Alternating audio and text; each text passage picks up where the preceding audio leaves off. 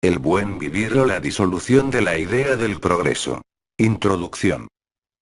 El concepto de buen vivir ha cobrado notoriedad a partir de los debates en América del Sur, y en especial por sus recientes formulaciones constitucionales. Es justamente desde la visión de los marginados por la historia, desde los pueblos y nacionalidades indígenas, desde donde se plantea el buen vivir como una oportunidad para construir otra sociedad sustentada en la convivencia del ser humano en diversidad y armonía con la naturaleza, a partir del reconocimiento de los diversos valores culturales existentes en cada país y en el mundo. Esta idea en Ecuador se expresa como buen vivir o sumac causai en quichua, mientras que en Bolivia se le invoca como vivir bien, sumac amaña en aymara, o ñandareco en guaraní y sumac causai en quechua. En la construcción del concepto se desnudan los errores y limitaciones de las diversas teorías del llamado desarrollo, se cuestionan algunas de sus bases fundamentales ancladas en la idea de progreso, y a la vez se abren las puertas a otras opciones alternativas. El buen vivir no es, entonces, un desarrollo alternativo más dentro de una larga lista de opciones, sino que se presenta como una alternativa a todas esas posturas. Sus avances más importantes han tenido lugar en Bolivia y Ecuador. Se trata de una idea plural que sigue en construcción y discusión, no solo en estos países andinos. Puntos de partida. La idea de progreso tiene una larga historia, expresada tanto en los usos de ese término, como en servir de fundamento a otros conceptos, entre los que se destacan las posturas contemporáneas del desarrollo. Su historia es por demás variada. ¿Cuántos países han buscado conscientemente el desarrollo entendido como progreso? ¿Cuántos lo han logrado? La primera pregunta es fácil responder: casi todos. Contestar la segunda tampoco presenta mayor dificultad: muy pocos. En realidad, lo que se observa en el mundo es un mal desarrollo generalizado, existente inclusive en los países considerados como desarrollados. José María Tortosa. 2008 va más allá, afirmando que el funcionamiento del sistema mundial contemporáneo es mal desarrollador. En su propia lógica, ya que está basado en una idea de eficiencia que trata de maximizar los resultados, reducir costes y conseguir la acumulación incesante de capital. El etos del progreso está íntimamente relacionado con las posturas culturales propias de la modernidad de origen europeo. Aparece bajo la atribución de un nuevo protagonismo otorgado al ser humano, por fuera de la naturaleza, la que debía ser dominada y manipulada. Sir Francis Bacon 1561-1626, célebre filósofo renacentista, plasmó esta ansiedad en un mandato al reclamar que la ciencia torture a la naturaleza, como lo hacía el Santo Oficio de la Inquisición con sus reos, para conseguir revelar el último de sus secretos. Citado en Arrojo, 2010. Poco a poco la idea de progreso se convirtió en uno de los conceptos dominantes y más influyentes. Nisbet, 1980, propagándose hacia América Latina, en un largo proceso que empezó con la conquista y que luego transitó durante la fase colonial y se proyectó en las jóvenes repúblicas. En ese largo devenir las concepciones alternativas propias de las culturas originarias fueron minimizadas, subordinadas y relegadas. En el siglo XIX la idea del progreso ya está consolidada en las élites de las repúblicas latinoamericanas y explica muchos aspectos de la estructuración económica y productiva de esos tiempos. Véase por ejemplo Burns, 1990. La idea de progreso fue reformulada bajo el concepto de desarrollo a inicios del siglo XX, y en especial desde la década de 1940. Véase por ejemplo la revisión de Rist, 2002.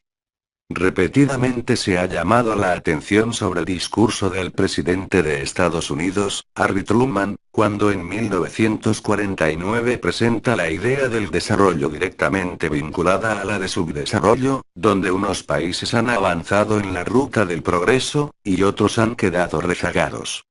De esta manera, América Latina y otras regiones del sur, deben aplicar un conjunto de políticas, instrumentos e indicadores para salir del subdesarrollo. y llegar a la deseada condición del desarrollo. Los objetivos y medios para realizar esa tarea difieren entre escuelas de pensamiento y diversos autores, los que, al decir de Tortosa 2008, oscilan desde las versiones más economicistas que lo identifican con el crecimiento del Producto Interno Bruto PIB a las más complejas del desarrollo a escala humana, necesidades básicas, nuevo orden internacional, desarrollo humano, ecodesarrollo o codesarrollo. En efecto, a lo largo de las últimas décadas han proliferado distintas posturas, y en algunas de ellas, como las escuelas estructuralista, dependentista y neoestructuralista del desarrollo, América Latina ha jugado papeles claves.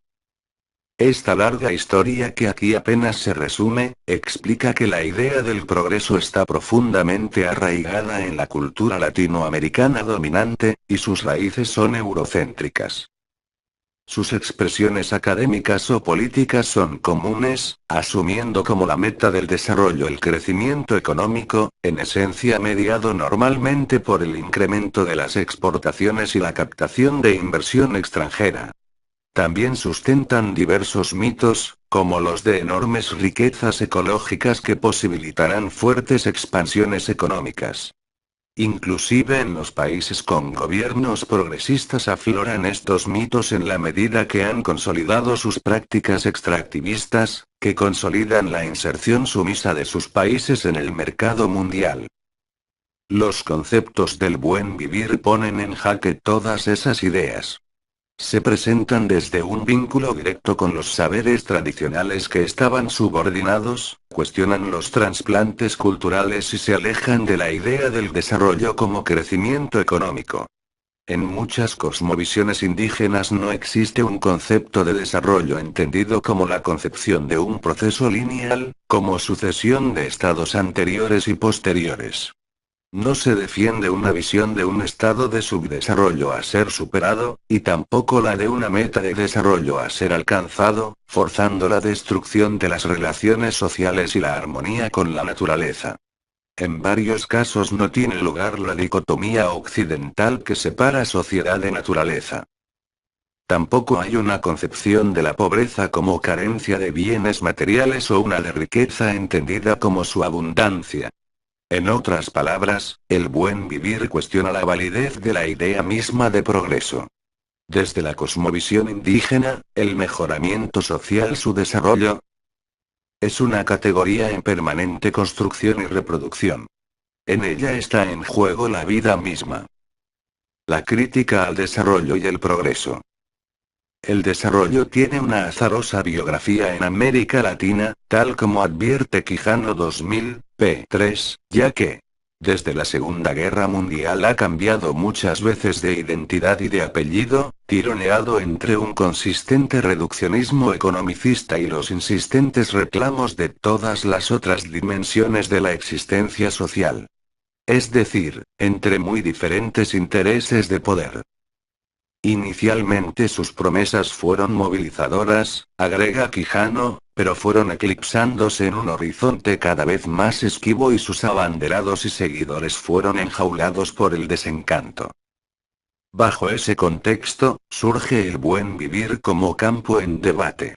Esto ha sido posible por la conformación reciente de amplios y diversos escenarios de resistencias a los postulados del neoliberalismo en particular, y como cuestionamiento al mismo concepto clásico de desarrollo en general. Véanse por ejemplo, los ensayos de Acosta y Martínez, 2009. Por lo tanto, la caracterización del buen vivir, asumido siempre como idea en construcción, exige repasar la conformación de los procesos que hicieron posible su emergencia.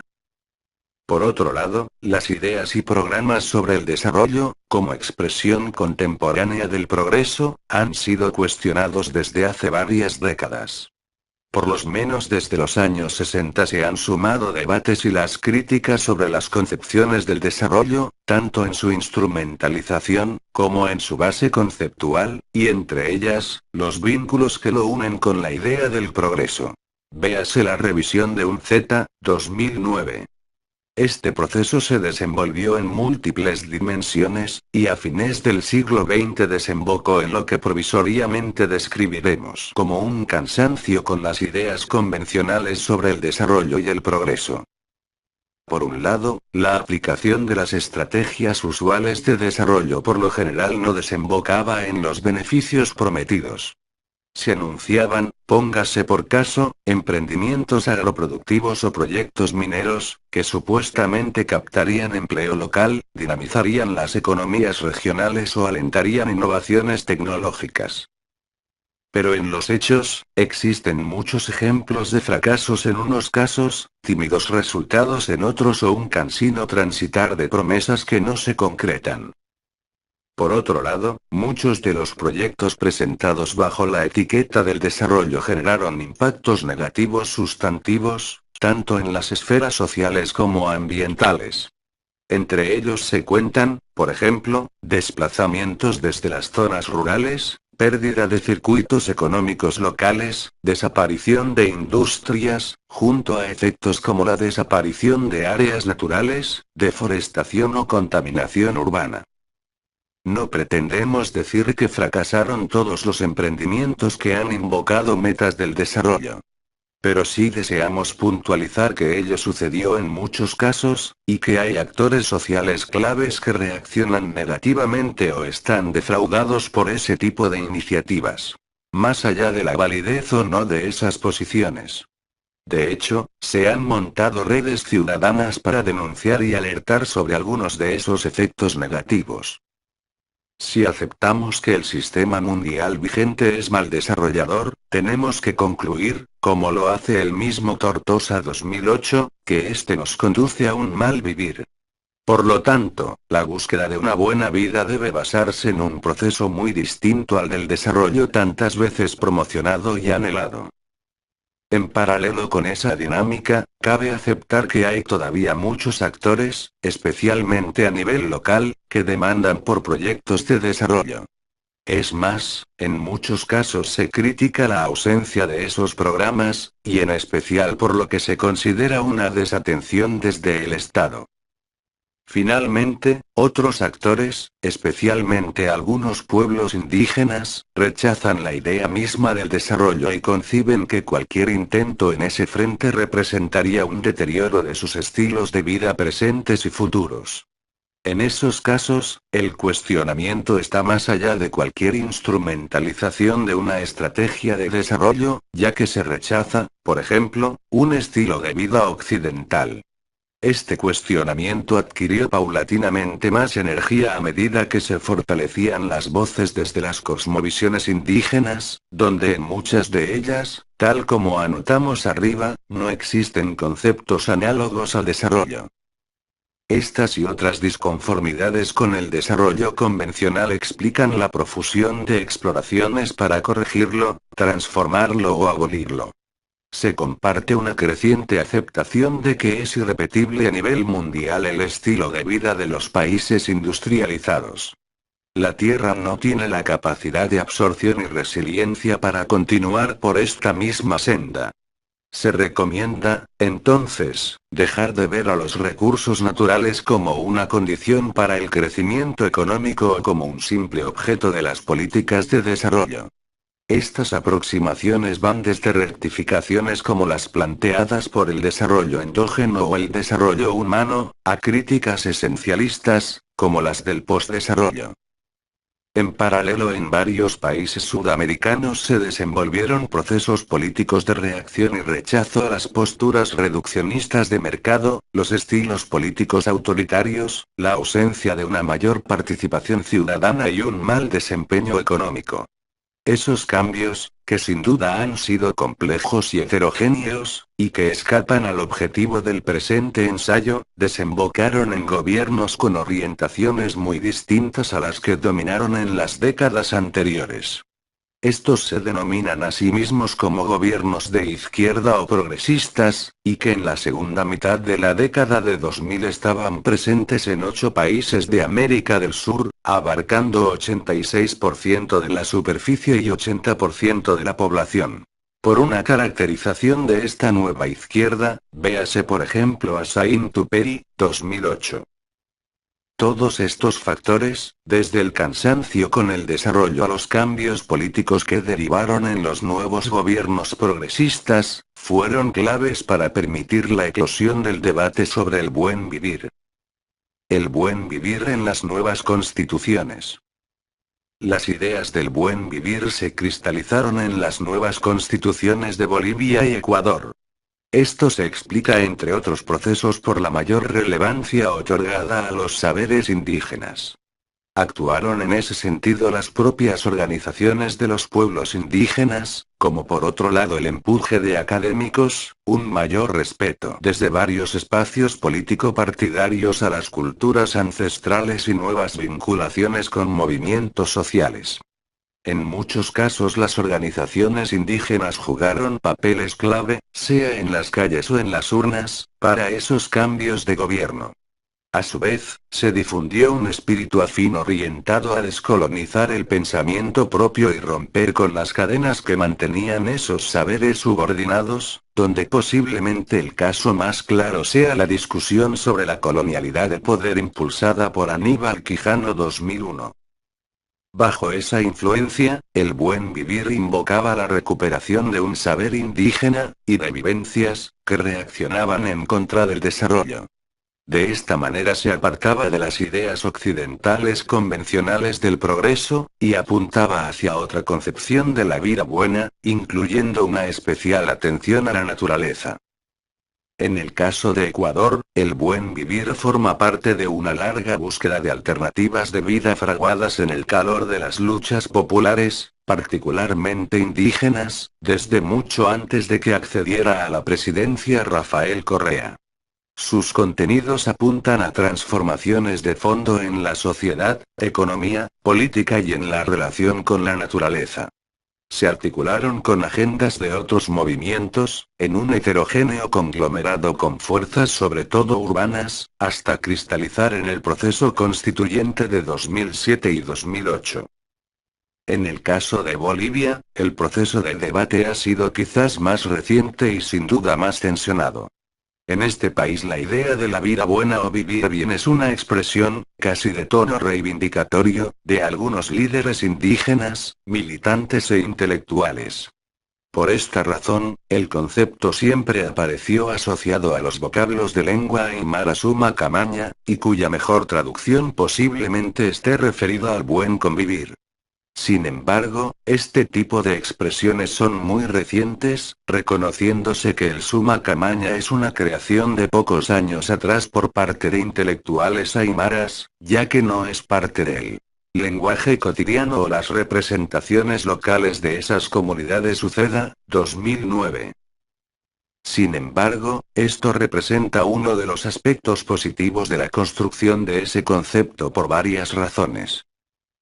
Por un lado, esos y otros ejemplos muestran que está en marcha un diálogo con las tradiciones culturales indígenas, y que ellas pueden crear o recrear nuevas conceptualizaciones adaptadas a las circunstancias actuales.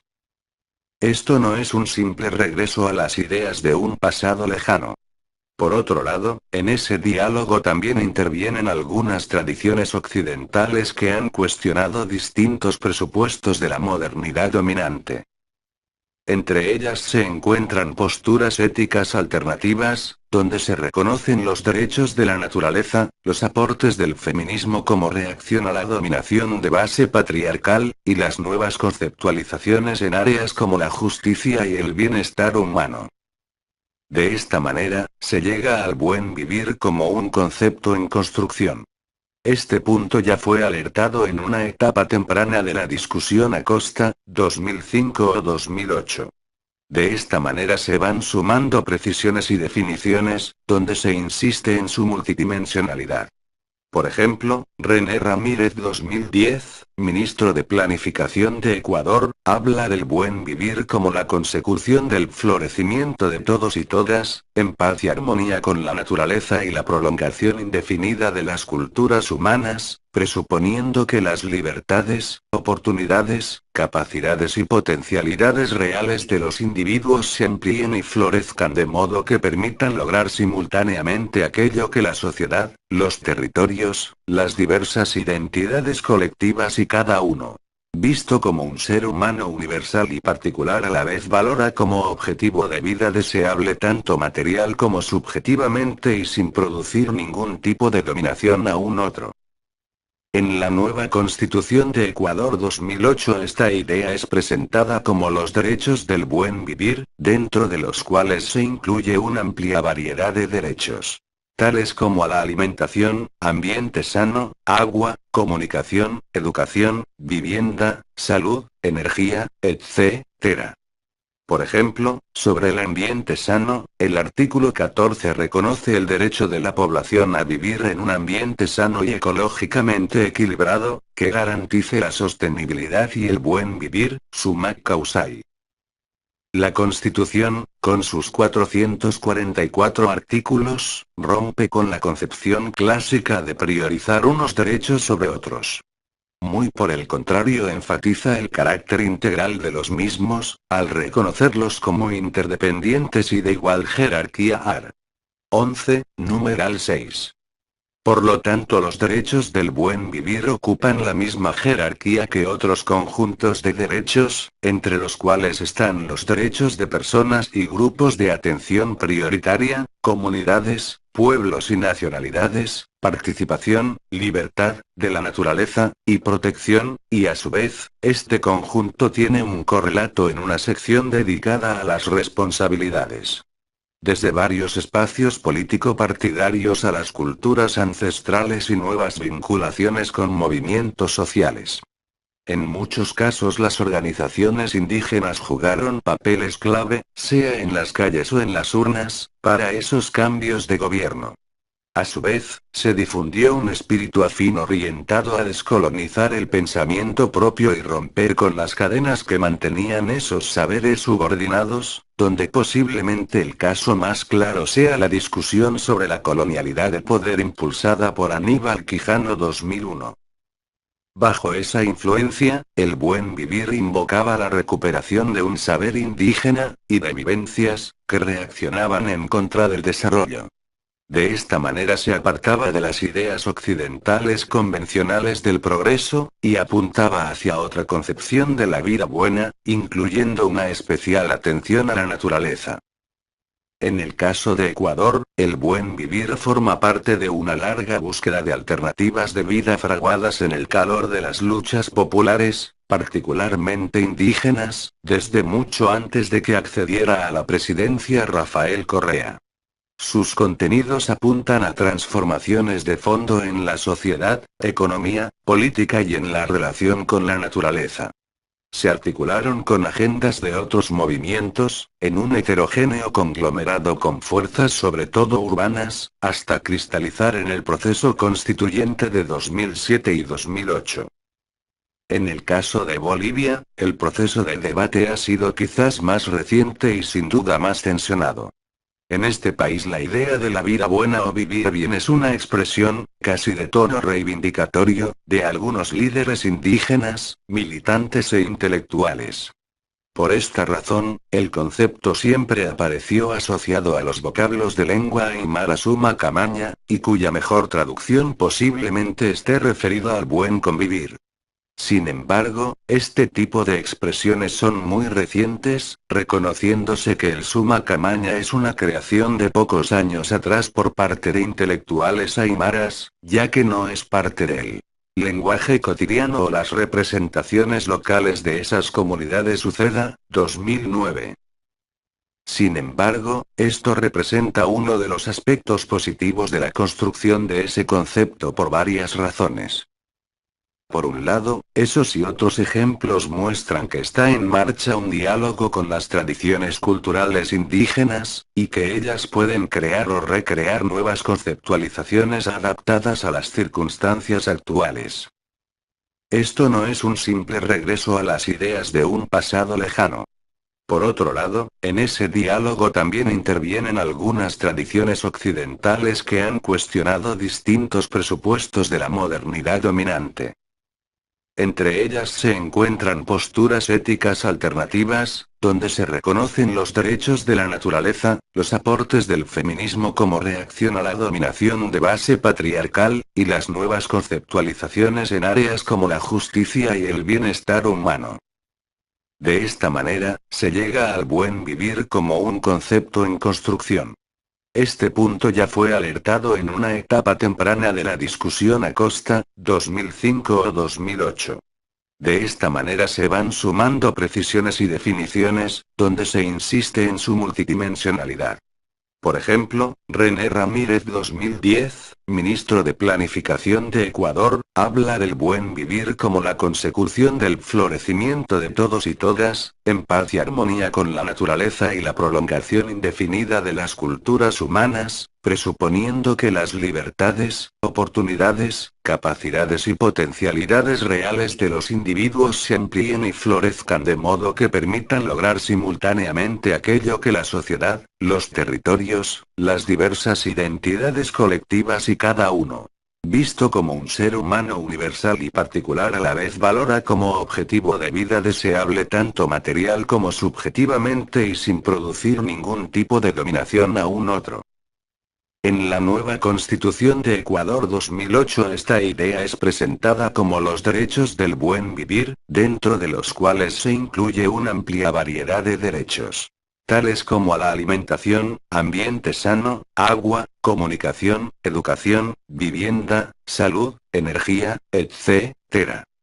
Por ejemplo, sobre el ambiente sano, el artículo 14 reconoce el derecho de la población a vivir en un ambiente sano y ecológicamente equilibrado, que garantice la sostenibilidad y el buen vivir, summa causai.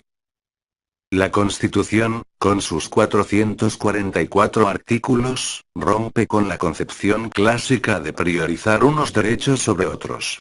Muy por el contrario, enfatiza el carácter integral de los mismos, al reconocerlos como interdependientes y de igual jerarquía. Art. 11, numeral 6.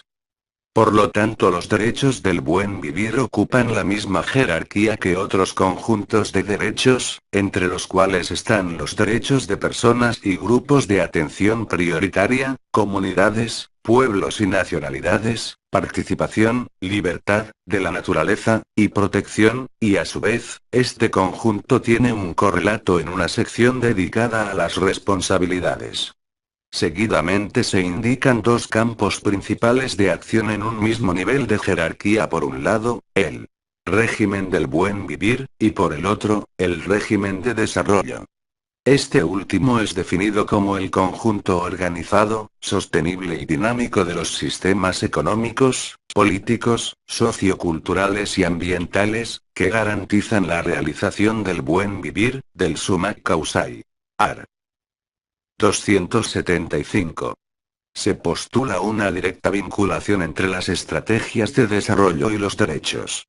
El buen vivir requerirá que las personas, comunidades, pueblos y nacionalidades gocen efectivamente de sus derechos, y ejerzan responsabilidades en el marco de la interculturalidad, del respeto a sus diversidades, y de la convivencia armónica con la naturaleza. Art. 275. Este régimen de desarrollo debe atender una planificación participativa y se expresa en las áreas del trabajo y de las soberanías alimentaria, económica y energética. En paralelo, el régimen del buen vivir incluye las cuestiones de inclusión y equidad, por ejemplo, educación, salud, vivienda, cultura, etc. y biodiversidad y recursos naturales. De esta manera, en el caso ecuatoriano queda en claro que la conquista del buen vivir está directamente vinculada con el conjunto de derechos, y que estos necesitan de cambios sustanciales en las estrategias de desarrollo. Es, a no dudarlo, una propuesta de vanguardia que tensiona el concepto de desarrollo con una propuesta a ser construida: el buen vivir. El vocablo progreso tiene una presencia marginal en el nuevo texto constitucional, aparece como progreso científico en el Art. 25, y en una referencia a los derechos colectivos de los pueblos montubios en el AR. 59. En el debate constituyente sobre el buen vivir en Ecuador, a más de las propuestas acumuladas en las luchas de resistencia y de construcción de alternativas, actuaron el desconocimiento y el temor de algunos actores. Para algunos era una invocación a una vida despreocupada y pasiva, mientras que otros lo calificaban como un retorno a las cavernas. Aquellos acostumbrados a las verdades indiscutibles, clamaban por concreciones definitivas. Mientras que otros, incluso algunos de los que alentaron este principio, al parecer no tenían clara la trascendencia de esta decisión. Es que el buen vivir no puede ser simplistamente asociado al bienestar occidental, ni tampoco niega la posibilidad para propiciar la modernización de la sociedad, particularmente con la incorporación en la vida de muchos y valiosos avances tecnológicos de la humanidad, sino que apunta a otras bases conceptuales. En el caso de la nueva Constitución de Bolivia 2009, las referencias al buen vivir aparecen en la sección sobre las bases fundamentales del Estado. Allí, al abordarse los principios, valores y fines del Estado, artículo 8, se asume y promueve como principios ético-morales de la sociedad plural: ama quilla, ama yuya, ama sua, no seas flojo, no seas mentiroso ni seas ladrón, suma camaña. Vivir bien, ñandereco vida armoniosa, teco vida buena, y vimarae y tierra sin mal y capaz ñan camino o vida noble. En este caso se observa una mayor amplitud cultural, en tanto se postulan concepciones del buen vivir de varias tradiciones indígenas además de la aymara, tales como el quechua y el guaraní. Estos principios del buen vivir aparecen en paralelo, y con la misma jerarquía, que otros principios clásicos, tales como unidad, igualdad, inclusión, dignidad, libertad, solidaridad, reciprocidad, respeto, equidad social y de género en la participación, bienestar común, responsabilidad, justicia social, etc., también incluidos en el artículo 8.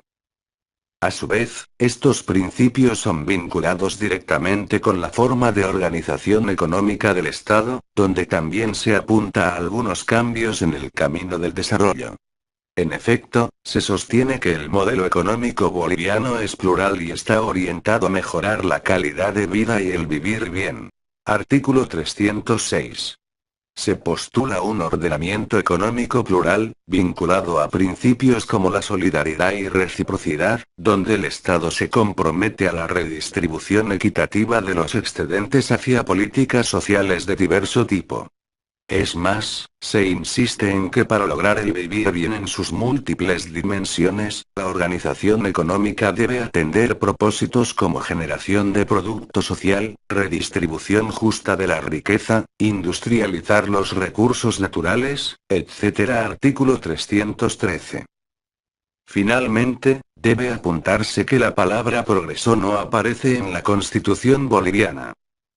Este apretado repaso permite señalar tanto similitudes como diferencias. En los dos casos, la idea del buen vivir está directamente vinculada con saberes y tradiciones indígenas. Por lo tanto, hay un esfuerzo deliberado de volver a hacer visibles saberes y concepciones que han estado ocultos y sojuzgados por largo tiempo. También en los dos casos se apunta a otro desarrollo, con indicaciones de un cambio profundo en las economías. El mercado por sí solo no es la solución, tampoco lo es el Estado. El subordinar el Estado al mercado conduce a subordinar la sociedad a las relaciones mercantiles y al egolatrismo individualista. Lejos de una economía sobredeterminada por las relaciones mercantiles, el buen vivir apunta a relaciones dinámicas y constructivas entre el mercado, la sociedad y el Estado. Se busca construir una sociedad con diversidad de distintos tipos de mercados, para no tener una sociedad de mercado, es decir, mercantilizada. No se quiere una economía controlada por monopolistas y especuladores, ni se promueve una visión estatista a ultranza de la economía. Pero también hay diferencias importantes entre las propuestas boliviana y ecuatoriana. En el caso de Bolivia, el summa camaña y los demás conceptos asociados son principios ético-morales y no aparecen como derechos. Están enfocados en delimitar los marcos para una sociedad que se define como plurinacional. Incluso se puede argumentar que estos principios ético-morales serían una de las fundamentaciones de esa plurinacionalidad, y el buen vivir es entonces una condición que puede expresarse de diferente manera en cada una de ellas. En el caso ecuatoriano, en cambio, el summa causae es presentado a dos niveles como el marco para un conjunto sustantivo de derechos, y como expresión de buena parte de la organización y ejecución de esos derechos, no solo en el Estado, sino en toda la sociedad. Es una formalización de mayor amplitud pero a la vez más precisa, ya que el summa causae aparece dentro del conjunto de derechos y a la vez como contrapeso a un nuevo régimen de desarrollo. En cambio, en el texto constitucional boliviano ese vínculo entre summa camaña y los derechos no es explícito. Por ejemplo, no hay una referencia a este concepto en la sección de los derechos fundamentales. A su vez, en el texto boliviano, el summa camaña es claramente presentado como una de las finalidades del Estado. En cambio, en la Constitución ecuatoriana el buen vivir aparece en un alto nivel de la jerarquía, y desde este se derivan muchos derechos. La dimensión plurinacional es más fuerte en el caso boliviano, llegándose a reconocer 36 lenguas indígenas además del castellano. Un punto que no se logró en Ecuador. La dimensión ambiental es, en cambio, más intensa en Ecuador, donde se reconocieron por primera vez los derechos de la naturaleza artículos 71 a 74, destacándose el artículo 72 donde se establecen los derechos a la restauración de la naturaleza. Esto consolida la dimensión ambiental del buen vivir, mientras que el texto boliviano es más ambiguo, en tanto algunos artículos defienden el mandato del Estado de industrializar los recursos naturales. El reconocimiento de los derechos de la naturaleza permite convertirla en sujeto de derechos, donde ésta vale por sí misma, independientemente de la posible utilidad o uso humano. Esta es una postura biocéntrica, donde se debe asegurar la sobrevida de especies y ecosistemas. Por lo tanto, no implica una naturaleza intocada, sino que es posible seguir aprovechando los recursos naturales, pero mientras se mantengan los sistemas de vida. En este terreno surgen otras diferencias con el caso boliviano, ya que en su nueva constitución no existe un reconocimiento de los derechos de la naturaleza. En cambio, algunos artículos postulan que uno de los mandatos del Estado es la industrialización de los recursos naturales. Artículo 9, numeral 6, con lo que se acerca a las ideas clásicas del progreso donde la naturaleza es vista como una canasta de recursos a ser aprovechados. Difusión y prácticas del buen vivir. El debate sobre el buen vivir en Bolivia y Ecuador se ha difundido en América Latina. Ha generado una renovación desde las miradas alternas de las comunidades indígenas, y es invocado, por ejemplo, por la Coordinadora Andina de Organizaciones Indígenas como un concepto clave. CAOI, S/F. A su vez, este interés se ha fortalecido con las discusiones académicas y prácticas sobre la aplicación y desarrollo de esas ideas. Simultáneamente aparecen las primeras aplicaciones y tensiones de estas novedades constitucionales. Un caso destacado es el Plan Nacional para el Buen Vivir, 2009-2013 del Ecuador Semplades, 2009. Su propio título establece que se aparta de los clásicos programas de desarrollo nacional. El plan parte de reconocer que el buen vivir es una reacción frente a los estilos de desarrollo neoliberales anteriores, y sostiene que se lo construye continuamente desde reivindicaciones que buscan una visión que supere los estrechos márgenes cuantitativos del economicismo y permita la aplicación de un nuevo paradigma cuyo fin no sea los procesos de acumulación material, mecanicista e interminable de bienes, sino que promueva una estrategia económica incluyente, sostenible y democrática. Suma a esos pilares el propósito de salir del antropocentrismo occidental para generar otras relaciones con la naturaleza, y la búsqueda de igualdad, justicia social y valorización de otros saberes. De esta manera el plan ecuatoriano postula como objetivos poder remontar la dependencia del desarrollo actual, el extractivismo orientado a las exportaciones de recursos naturales. En el caso de Ecuador, ese elemento está centrado en las exportaciones de hidrocarburos. Consecuentemente, el plan orienta sus contenidos hacia la generación de riqueza y redistribución bajo condiciones postpetroleras. Nuestro punto no es analizar en detalle la viabilidad o rigurosidad en las vías de transición hacia las alternativas de desarrollo, sino en puntualizar que el buen vivir implica una ruptura sustancial con la apropiación de la naturaleza para alimentar un desarrollo entendido como crecimiento económico, y un progreso concebido como evolución lineal. Es así que las ideas clásicas de progreso se disuelven.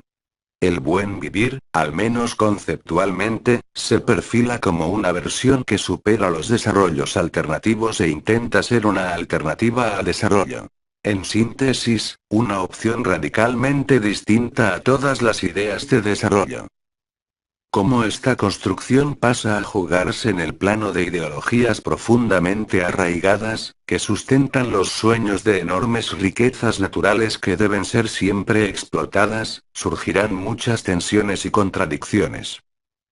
Eso explica las dificultades y contradicciones en la práctica, donde en muchos casos se vuelve a caer, por ejemplo, en las conocidas estrategias extractivistas asentadas en el petróleo y los minerales.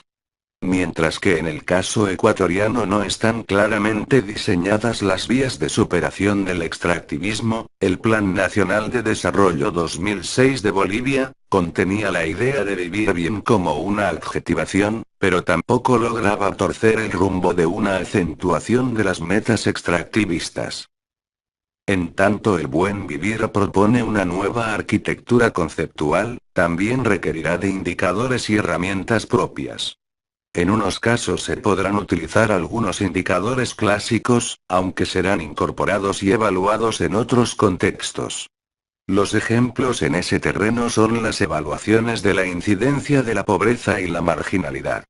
Pero en otros casos, se deberán aprovechar nuevos indicadores, los que a su vez ofrecen una gran oportunidad para denunciar las limitaciones y falacias de los sistemas de indicadores dominantes.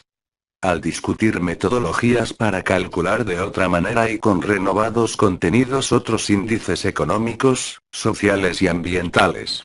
Es decir, del buen vivir, se avanzará en el diseño de nuevas herramientas para intentar medir cuán lejos o cuán cerca estamos de la construcción democrática de sociedades democráticas y sustentables. Por ejemplo, en la dimensión ambiental se deben incorporar varios indicadores, desde una reforma de las cuentas nacionales para contabilizar la pérdida de recursos naturales en lugar de considerarlas como ingresos, explicitando los flujos de materiales como acaban de ser presentados para Ecuador. Vallejo, 2010. Siguiendo este camino, se debe potenciar el uso de indicadores de apropiación de recursos naturales, tales como aquellos expresadas por superficie entropizada o huella ecológica o por intensidad en el uso de materia mochila ecológica.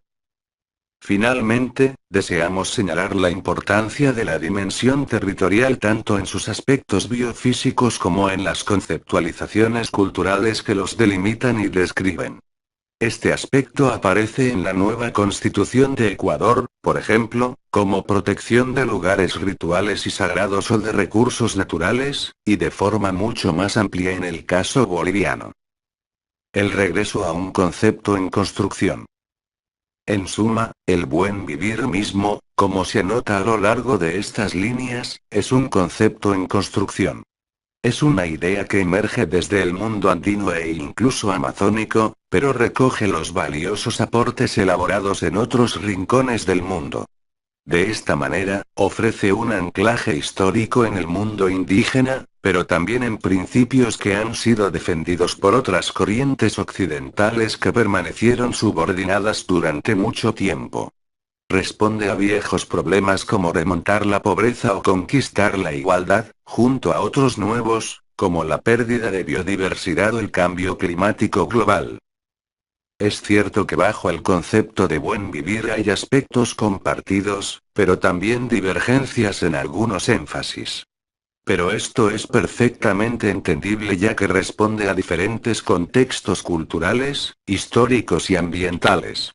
Por lo tanto, no es una propuesta esencialista. A su vez, hay muchas coincidencias a partir de lo que podríamos definir como mal vivir, es decir, lo que no se quiere. En ese sendero es clave la ruptura con la ideología de progreso. El buen vivir propone un desacople entre la calidad de vida y el progreso, y su expresión actual en el desarrollo económico. De la misma manera defiende una articulación entre la multiplicidad de culturas y una nueva relación con la naturaleza. El buen vivir, por estas razones, debe construirse desde concepciones de relacionalidad, antes que de una dualidad naturaleza/sociedad.